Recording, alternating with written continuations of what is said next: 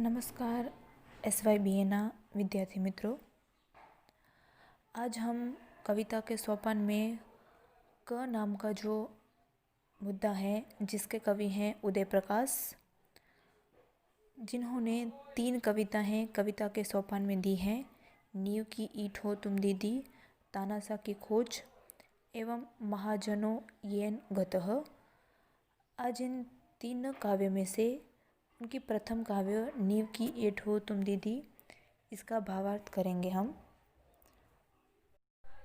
काव्य को समझने से पहले हम काव्य के कवि उदय प्रकाश का परिचय ले लेंगे। तो उदय प्रकाश का जन्म सन 1952 में मध्य प्रदेश के जिला सहरडोल सीतापुर नामक गांव में हुआ था। उदय प्रकाश का जन्म एक मध्यम वर्गीय परिवार में हुआ था और ऐसे मध्यम वर्गीय परिस्थितियों में पलते हुए ही उन्होंने साहित्यकार की यात्रा तय की। वर्तमान समय में वे पत्रकार के रूप में भी नियुक्त हुए थे। उदय प्रकाश के जीवन में अपने पिता और बहन की बहुत ही अहम भूमिका थी और उनसे ही प्रेरित होकर उन्होंने कविता के सोपान में दी हुई नींव की ईंट हो तुम दीदी कविता लिखी।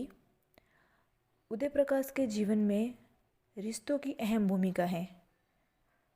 वे रिश्तों को पहले प्राथमिकता देते हैं, अन्य सारी बातों को वे गौण रखते हैं। उनके लिए रिश्ते को साथ में लेकर चलना ज़रूरी है। रिश्तों की ऊष्मा जीवन में बनाए रखने के लिए जो गरिमा उनके व्यक्तित्व में दिखाई देती हैं, वहीं उनके लेख में भी मौजूद हैं।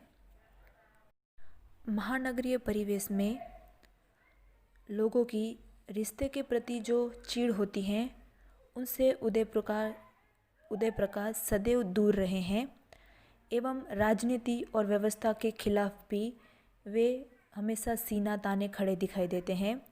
अर्थात ये राजनीति व्यवस्था हो या फिर आपसी संबंधों की कड़वाहट हो, उनसे वे सदैव दूर ही रहना पसंद करते हैं। उदय प्रकाश एक सरल हृदय वाले व्यक्तित्व के रूप में हमें दिखाई देते हैं और वही उनका सरल हृदय हमेशा सुर्खियों का विषय बना रहता है।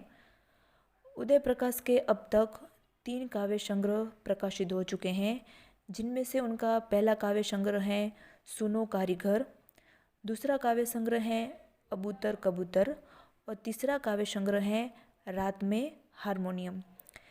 इन कविता संग्रह के अलावा उदय प्रकाश ने कहानी संग्रह भी लिखे हैं, जिनके नाम हैं दरियाई घोड़ा, तिरीच और अंत में प्रार्थना, पोल गोमरा का स्कूटर आदि।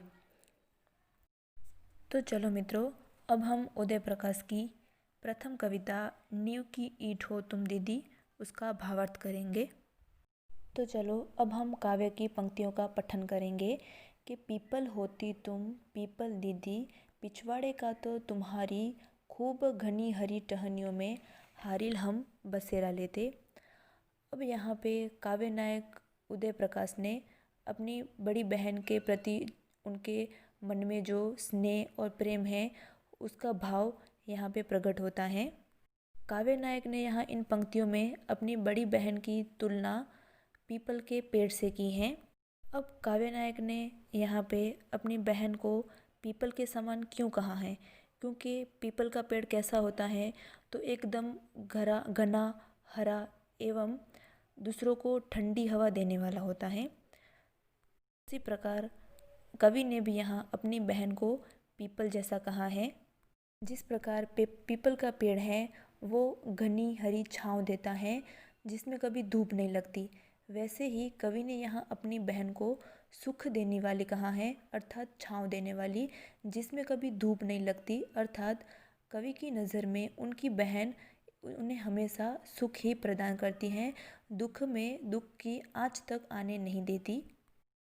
कवि यहाँ यह कहते हैं कि बहन है वो ऐसी होती हैं जो अपने भाई पर कभी दुख एवं तकलीफ़ नहीं आने देती और बहन के इस स्नेह एवं प्रेम से ही व्यक्तित्व में जीने की आकांक्षा होती है।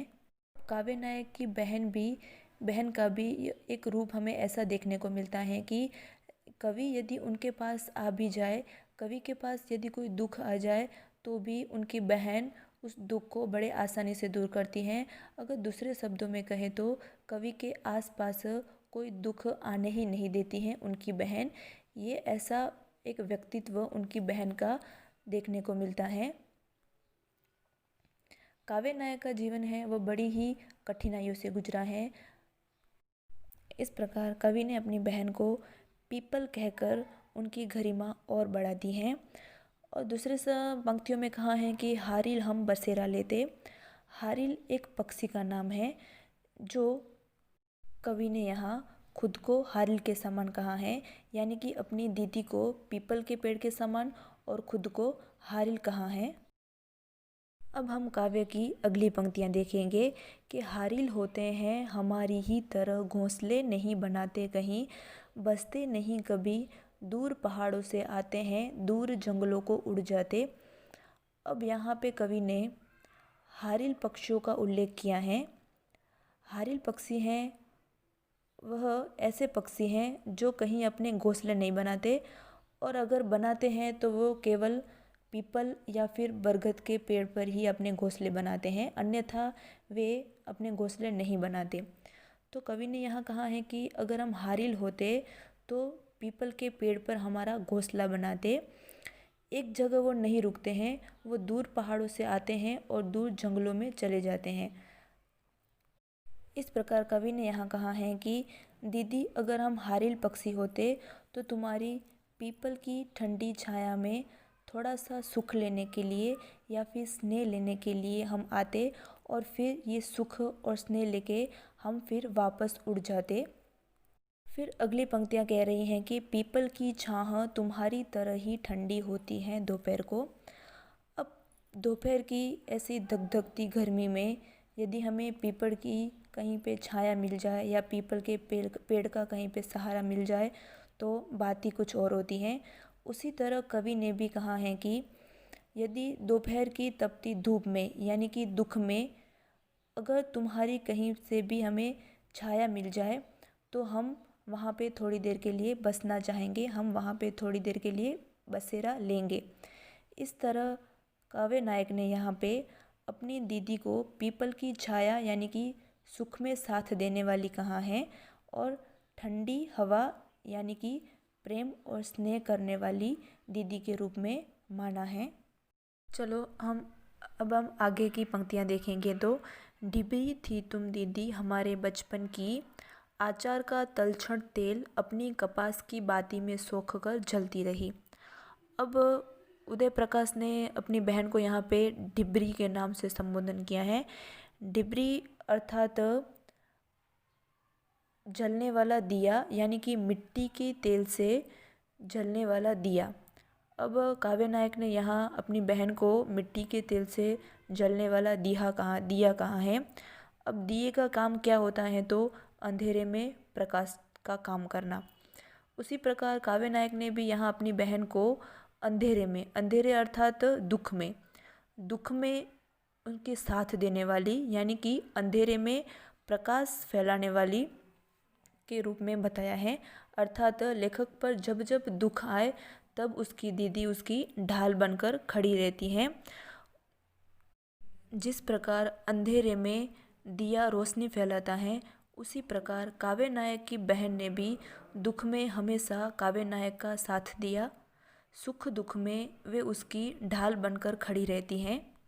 जैसे दीपक का काम होता है, एक दिए का काम होता है खुद जलकर दूसरों को रोशनी फैलाना, उसी तरह काव्य नायक की बहन भी खुद भले दुखी या फिर तकलीफ़ों से घिरी रहे पर अपने भाई का वो सर्वदा रक्षण करती हैं। इसलिए ही काव्य नायक ने यानी कि कवि उदय प्रकाश ने कहा है कि अपनी कपास की बाती में सोख कर जलती रही, यानी कि खुद दूसरों को सुख देके खुद अंधेरे में रहकर दूसरों को यानी उसके भाई को सहारा एवं सुख देती रही हैं।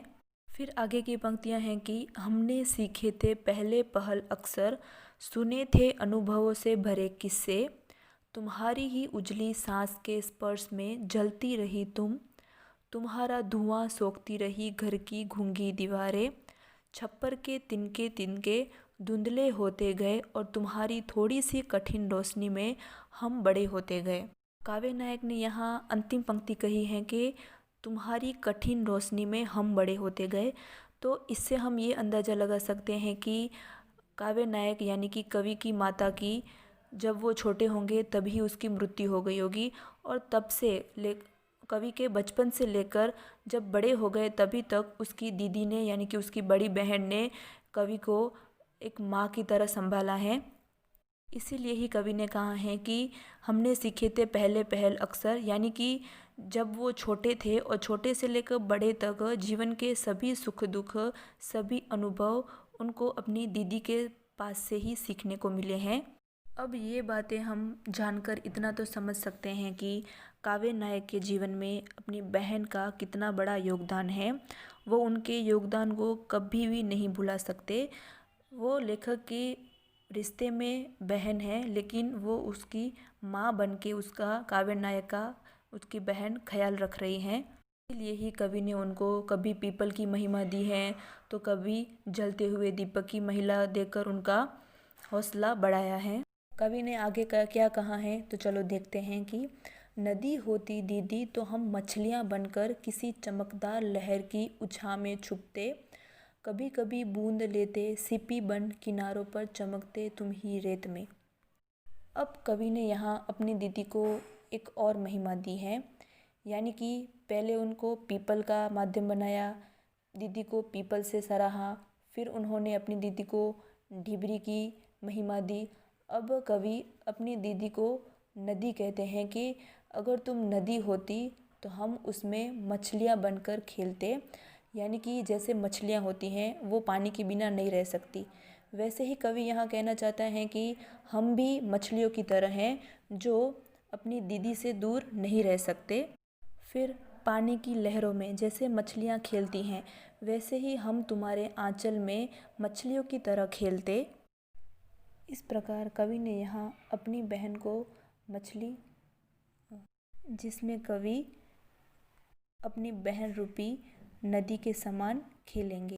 फिर कवि ने आगे की पंक्ति में कहा है कि चट्टान थी तुम दीदी और तुम्हारी चढ़ती उम्र के ठोस सन्नाटे में हम थे छोटे छोटे पक्षी उड़ते तुम्हारे भीतर। अब यहाँ पे कवि ने अपनी बहन को एक और संज्ञा से संबोधा है, चट्टान। जैसे चट्टान के इर्द गिर्द छोटे छोटे पक्षी खेलते घूमते और उड़ते रहते हैं, वैसे ही कवि ने यहाँ कहा है कि अगर दीदी तुम चट्टान के समान होती तो हम भी तेरे इर्द गिर्द खेल खेला करते और घूमते रहते दीदी के साए में। अब कवि ने यहाँ एक और बात की ओर इशारा किया है कि और तुम्हारी चढ़ती उम्र के ठन्ना सन्नाटे में, अर्थात कवि ने यहाँ ये बताया है कि अब दीदी की उम्र बढ़ रही है, यानी कि कवि को छोटे से संभालने वाली दीदी अब धीरे धीरे बड़ी हो रही हैं। और अब कवि ने यहाँ ये चीज़ की ओर संकेत किया है कि अब उनकी बहन वो विवाह के लायक हो गई हैं, यानी कि अब कवि और उनकी बहन दोनों का बिछड़ने का समय आ गया है, जिस बात का सबूत कवि हमें अगली पंक्तियों में दे रहे हैं। तो देखिए कि कवि ने कहा है कि वहाँ जहाँ झूले पड़े थे हमारी खातिर, गुड्डे रखे थे हमारी खातिर, हमारी गेंदें वहाँ गुम हो गई थी दीदी अब अपने दूसरे घर की। नींव की ईंट हुई तुम तो तुम्हारी नई दुनिया में भी होंगी कहीं हमारी खोई हुई गेंदें, होंगे कहीं हमारे पतंग और खिलौने। तो इन पंक्तियों को पढ़कर हम अंदाज़ा लगा सकते हैं कि अब जो कवि की बहन है उसका ब्याह हो गया, यानी कि वो अब कवि को छोड़कर चली गई, अपने पियर को छोड़कर वह अब अपने ससुराल में चली गई। कवि ने यहाँ कहा है कि जो दीदी तुमने हमारे लिए जो झूले बनाए थे या फिर हमारे लिए गुड्डे या फिर गेंदें रखी थी, अब वह सारी चीज़ें यहाँ से गुम हो गई हैं, अर्थात दीदी तुम्हारे साथ साथ ये चीज़ें भी अब नहीं रही, अब तुम दूसरे घर की नींव की ईंट बन गई हो। कवि का कहने का तात्पर्य है कि अब कवि की जो बहन है वो अब दूसरे घर की इज्जत बन गई है, यानी कि दूसरे घर की वो नींव की ईंट बन गई हैं। अब कवि कह रहे हैं कि दीदिया ने तो अब अपनी नई दुनिया बसा ली है। तो कवि की जो खोई हुई चीज़ें हैं वो अब उसकी दीदी की नई दुनिया में कहीं गुम हो गई हैं। कवि उन चीज़ों को खोई हुई इसलिए बता रहे हैं क्योंकि जब उनकी बहन थी तब वो चीज़ें उनकी खिलौने की साधन थे, लेकिन अब जब उनकी बहन उनको छोड़कर दूसरे घर चली गई हैं तो वो खेलने की चीज़ें भी अब कवि को तुच्छ लग रही हैं। इसलिए कवि ने यहाँ पे अपनी बहन को दूसरे घर की अमानत कहकर संबोधा है। अब हम आगे की पंक्तियाँ देखे हैं। तो कवि ने कहा है कि अब तो डिबरी हो तुम अपने आंगन की, कोई और बचपन चिन्हता होगा पहले पहल अक्सर सुनता होगा, अनुभव से भरे किस्से और यूँ धीरे धीरे दुनिया को समझता होगा। हमने आगे की पंक्तियों में देखा तो कवि ने यहाँ इस बात की ओर इशारा किया था कि अब उसकी बहन की शादी हो गई है और वो अपने घर को छोड़कर अपने ससुराल चली गई है। अब कवि ने यहाँ इस पंक्ति में इस बात की ओर इशारा किया है कि अब दीदी के घर उसका बच्चा यानी कि बालक जब जन्म लेगा तब किस्से और अनुभव वो कवि को सुनाती थी। अब कवि कह रहे हैं कि वो अब तुम अपने बालक को सुनाना। जिस तरह अनुभव से भरे किस्से थे और पहले पहले अक्षर थे जो तुमने हमको सिखाए थे, अब वो तुम अपने बालक को सिखाना।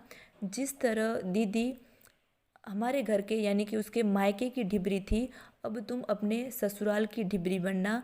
इसका मतलब ये होता है कि कवि कवि की बहन की जब शादी नहीं हुई थी तब वह अपने मायके का दिया थी। अब कवि ये यहाँ पर ये समझाना चाहते हैं कि अब उसकी बहन की शादी हो चुकी है और वह उसके ससुराल का दिया बने।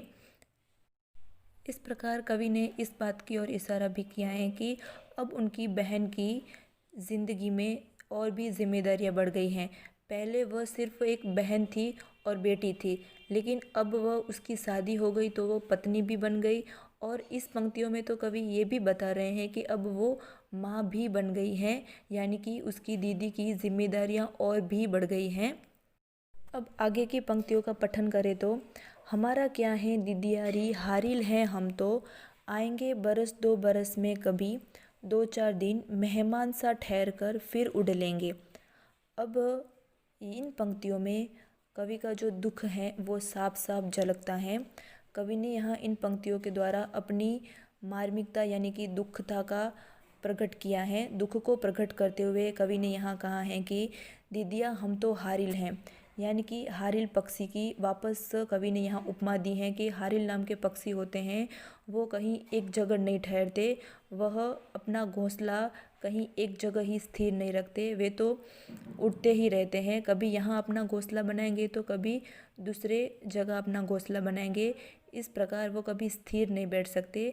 वैसे ही कवि ने यहाँ कहा है कि हम भी हारिल पक्षी की तरह हैं, हम भी बरस दो बरस आएंगे, यानी कि अब तू दूसरे घर चली गई हैं और अब हम वहाँ पे आएंगे तो एक मेहमान की तरह आएंगे और मेहमान की तरह आकर फिर वापस चले जाएंगे, यानी कि साल दो साल में कभी तुम्हारे घर आएंगे, फिर दो चार दिन रुककर हम मेहमान की तरह रुककर वापस अपने घर चले जाएंगे।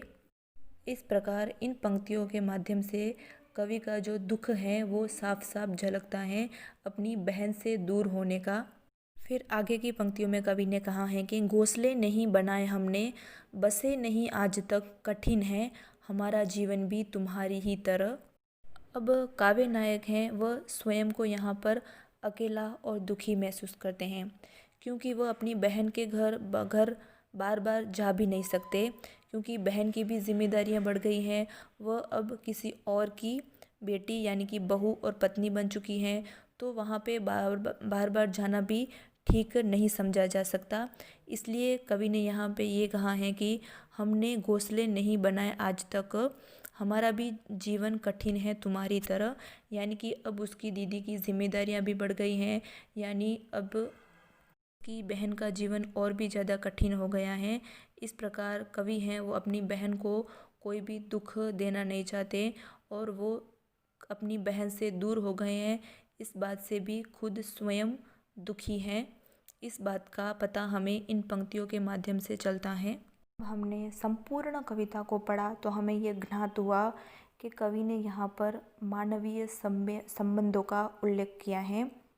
रिश्तों की अहमियत क्या होती है वो कवि ने हमें इस कविता के माध्यम से समझाया है। कवि ने यहाँ पर भाई और बहन का प्रेम दर्शाया है, लेकिन कवि का उद्देश्य सिर्फ यहाँ पर भाई और बहन का प्रेम दर्शाना नहीं था। कवि का यहाँ उद्देश्य सारे मानवीय संबंधों को एवं सारे मानवीय संबंधों के प्रेम को दर्शाना था, क्योंकि आजकल के युग में प्रेम वात्सल्य जैसी कोई चीज़ ही नहीं रह गई है। सब एक दूसरे के विरुद्ध खड़े हुए होते हैं। आज अगर देखा जाए तो किसी में भी किसी तरह का हमें प्रेम देखने को नहीं मिलता। सभी एक दूसरे से लड़ते और झगड़ते रहते हैं। इसलिए आजकल मानवीय संवेदनाएं हैं वो दूर होती जा रही हैं। मानवीय एक दूसरे से दूर होता चला जा रहा है। इसी बात को ध्यान में रखते हुए कवि ने ये कविता लिखी है। कवि ने यहाँ हमें दो बातें समझाने का प्रयास किया है। एक हमने देखा रिश्ते की अहमियत क्या होती है, और दूसरा कवि ने यहाँ अपनी बहन के माध्यम से हमें एक स्त्री का दर्जा या फिर तो स्त्री की भूमिका क्या होती है वो हमें दर्शाया है। एक स्त्री होती है, उन्हें अपने जीवन में अलग अलग प्रकार के रूप धारण करके अलग अलग प्रकार की जिम्मेदारियां उठानी पड़ती हैं। एक स्त्री का काम है वो सरल नहीं है। कभी उसे बेटी के रूप में अपनी जिम्मेदारियां निभानी पड़ती हैं, कभी बहू बनकर, कभी माँ बनकर, तो कभी किसी की पत्नी बनकर उन्हें अपनी जिम्मेदारियां ढोनी पड़ती हैं। इस प्रकार स्त्री हैं उसकी भूमिकाएं बदलती रहती हैं, और इस प्रकार भूमिकाओं के बदलते उसकी जिम्मेदारियां भी बदलती रहती हैं। इस प्रकार कवि ने यहाँ पे दो पहलू समझाए। एक तो रिश्तों का कि आजकल के संबंधों में स्नेह की जगह स्वार्थ ने ले ली है, यानी कि लोलुपता ने ले ही ली है। संबंधों से महत्वपूर्ण आजकल तो इंसानों को धन लग रहा है। वो धन के लिए रिश्ते तक को भी तोड़ने के लिए तैयार हो जाते हैं। आजकल के लोग हैं वो रिश्तों की इतनी अहमियत नहीं देते जितने वो धन और संपत्ति को आर्थिकता यानी कि प्राथमिकता देते हैं। आजकल के संबंधों को पैसों से नापा और तोला जाता है। इस प्रकार कवि ने यहाँ हमको एक ही कविता के माध्यम से ऐसे बहुत सारे पहलुओं का, बहुत सारे दृश्यों से परिचित कराया है कि संबंध क्या होते हैं एवं स्त्री की भूमिका क्या होती है। इस प्रकार कवि ने हमें विभिन्न पहलुओं से परिचित कराया है। और अंत में हम बात करें कि काव्य के शीर्षक की, तो काव्य का शीर्षक है कि नींव की ईंट हो तुम दीदी। नींव की ईंट यानी कि हम कोई भी जैसे घर बनाते हैं तो उसमें पहली जो ईंट होती है वो नींव की होती है। इसका मतलब ये होता है कि अगर हम घर के पाए में ही अगर हम सही ईंटों का इस्तेमाल नहीं करेंगे, या फिर तो घर की पहली ही ईंट कच्ची होगी तो फिर उस पर जो दूसरी ईंटें चढ़ेंगी वो ईंटों का कोई मतलब नहीं होगा। यानी कि जब पहली ही ईंट यानी कि नींव की ईंट ही खराब होगी या फिर तो कच्ची होगी तो वो पूरा घर है वो धराशायी हो सकता है। उसी प्रकार कवि ने यहाँ अपनी बहन को नींव की ईंट कहा है, यानी कि घर के निर्माण में एक मुख्य पात्र कहा है। जिस प्रकार नींव की ईंट होती है उस पर ही पूरा घर बना खड़ा रहता है, उसी प्रकार कवि ने भी अपनी बहन को नींव की ईंट कहा है। यानी कि कवि का पूरा जीवन है वो अपनी बहन पर ही टिका हुआ है, उसके इर्द गिर्द ही घूमता है। इस तरह संपूर्ण कविता में कवि ने रिश्तों की अहमियत का चित्रण किया है। धन्यवाद।